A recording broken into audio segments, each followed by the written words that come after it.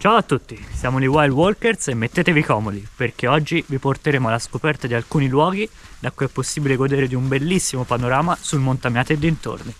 Andiamo!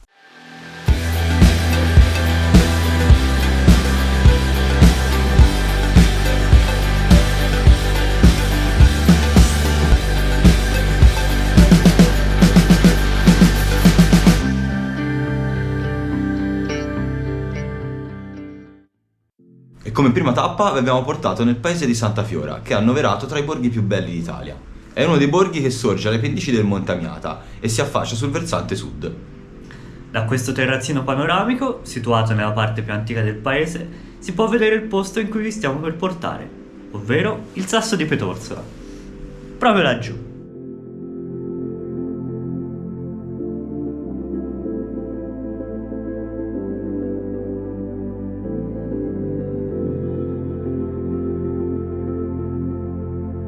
Per raggiungere il Sasso di Petorsola ci sono due modi. Si può partire direttamente da Santa Fiora, come stiamo facendo noi, oppure imboccare un sentiero che si diparte dalla strada provinciale Santa Fiora Pitigliano. Questo breve sentiero scende direttamente dalle sorgenti del fiume Fiora, che sono alle nostre spalle. È possibile anche visitarle e sono oltretutto molto belle.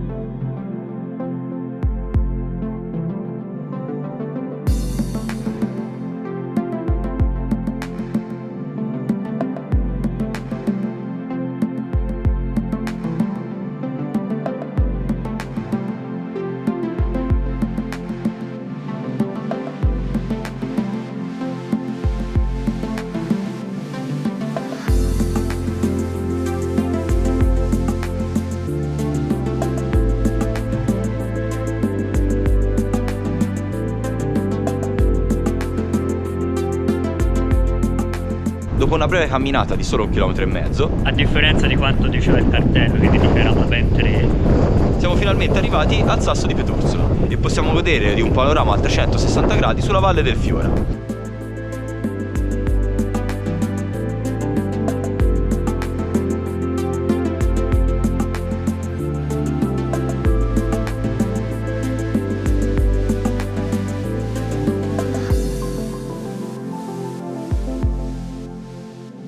a questo sasso è legata una curiosa leggenda. Si narra infatti che Petorsola, una fata o secondo altre versioni una strega, abitasse in un meraviglioso castello di pietra rossa. Ogni giorno Petorsola si recava al paese di Santa Fiora, proprio qui dietro, per cuocere il pane nel forno comune, accompagnata dal figlio in fasce. Nel corso delle sue visite in paese, la fata non dava molta confidenza alle altre donne, che quindi, adirate per il suo comportamento, decisero di giocarle un crudele scherzo. Fecero infatti finta di prendere il figlio e cuocerlo nel forno. La fata, adirata da questo scherzo, pronunciò le seguenti parole: Non ho mai visto tal cosa fare, il figlio di una fata a voler infornare. Per vendetta quindi trasformò il suo meraviglioso castello in pietra, così che gli abitanti di Santa Fiora non potessero più goderne della meravigliosa vista.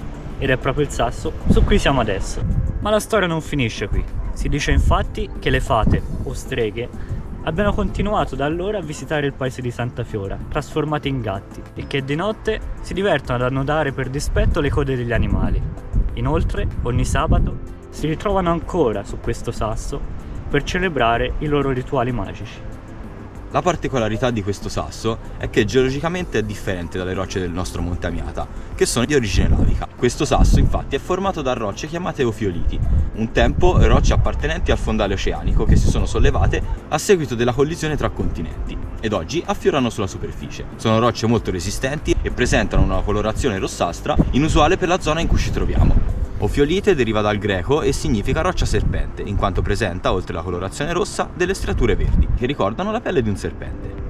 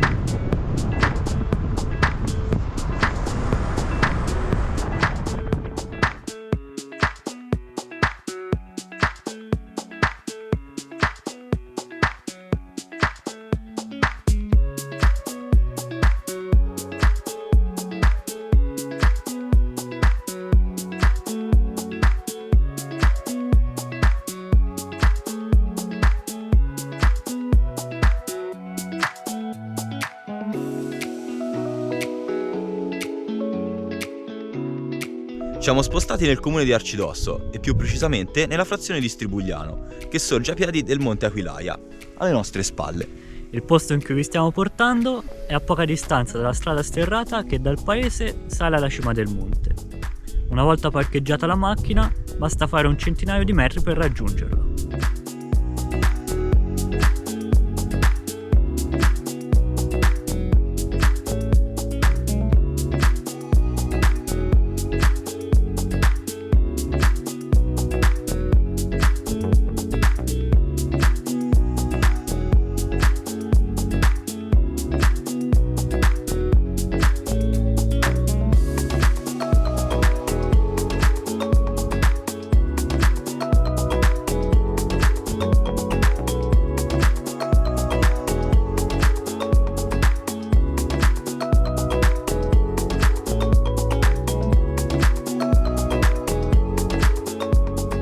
Ed eccoci arrivati alla Roccia Sorbella.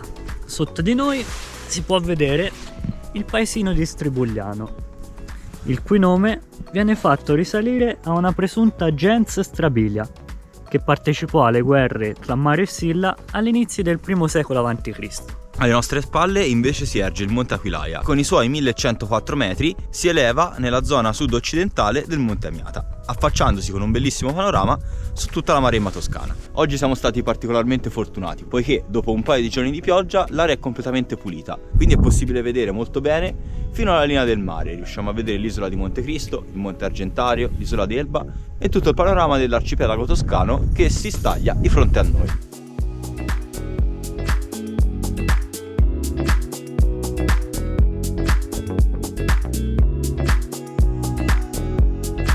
La roccia Sorbella su cui ci troviamo è particolare perché è composta da rocce formatesi sulla scarpata dell'antico continente africano e che emersero quando questo si scontrò con quello europeo, intorno a 20 milioni di anni fa, nell'evento che portò anche alla formazione degli Appennini.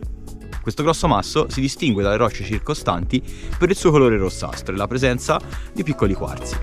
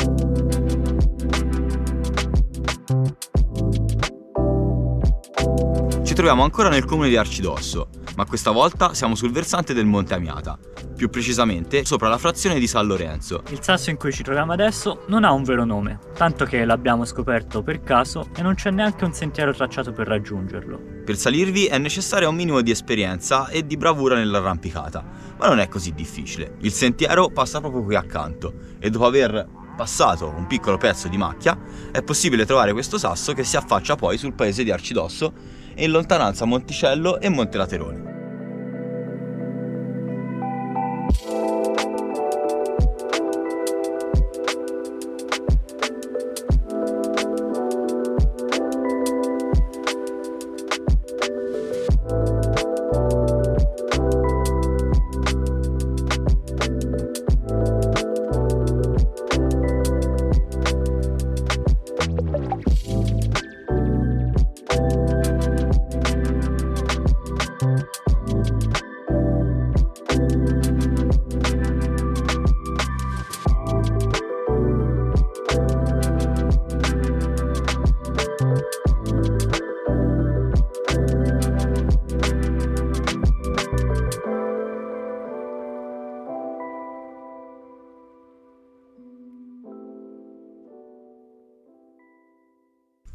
Ed eccoci finalmente arrivati al sentiero che ci condurrà all'ultimo luogo panoramico che faremo vedere nel video di oggi. Si tratta del Sasso della Vettoraia, che è uno dei nostri luoghi preferiti, tanto che ve l'abbiamo già mostrato in un altro video. Se volete recuperarlo, vi mettiamo il link qui sopra. Quello che vi facciamo vedere sarà il sentiero più facile per raggiungere il Sasso della Vettoraia. Dovremo seguire questa strada per circa una ventina di minuti in salita ed è possibile imboccare questo sentiero sterrato dalla strada principale che sale da località Aiuole verso la montagna e fermarsi alla seconda curva sulla sinistra.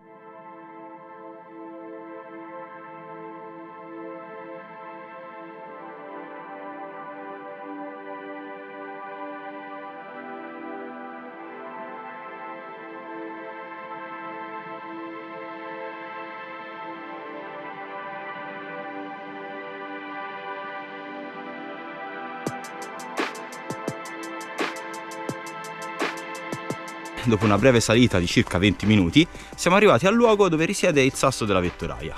È alle spalle di questa formazione rocciosa qua e per salirvi è necessaria un pochino di abilità nell'arrampicata.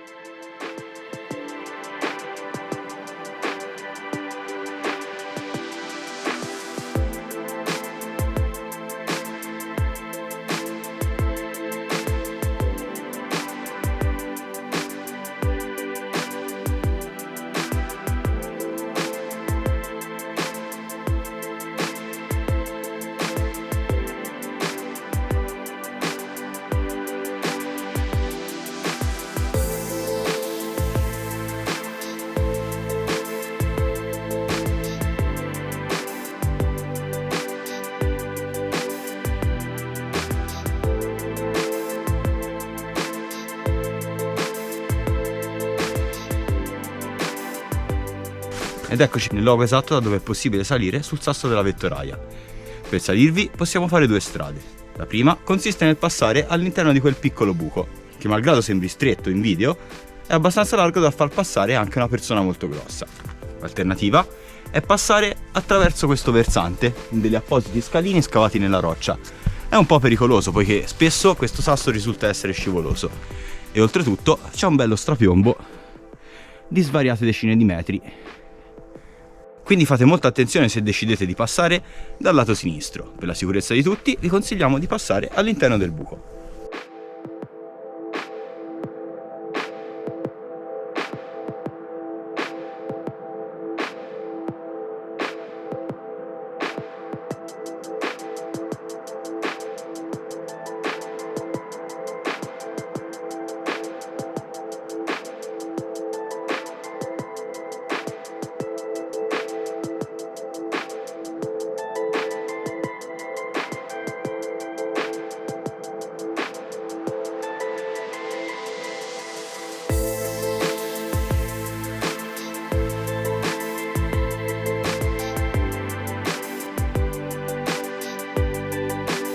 Ed eccoci arrivati in cima a questo imponente sasso, ovviamente fatto di roccia trachitica, ovvero roccia magmatica di origine effusiva.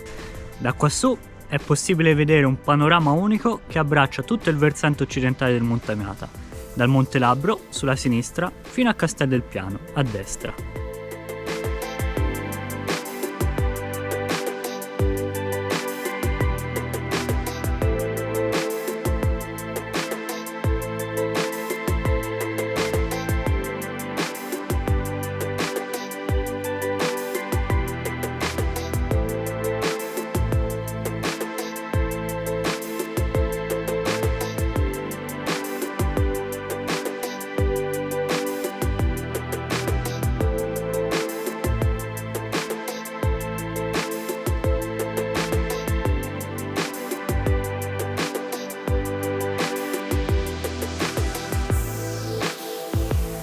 E con questo si conclude la nostra rassegna sui sassi panoramici del Monte Amiata. Se volete potete scaricare le tracce di questi percorsi nei link in descrizione. Se il video vi è piaciuto lasciateci un bel like e scriveteci nei commenti quale di questi panorami avete preferito. Oltretutto, non scordatevi di iscrivervi al nostro canale, in questo modo ci supporterete molto.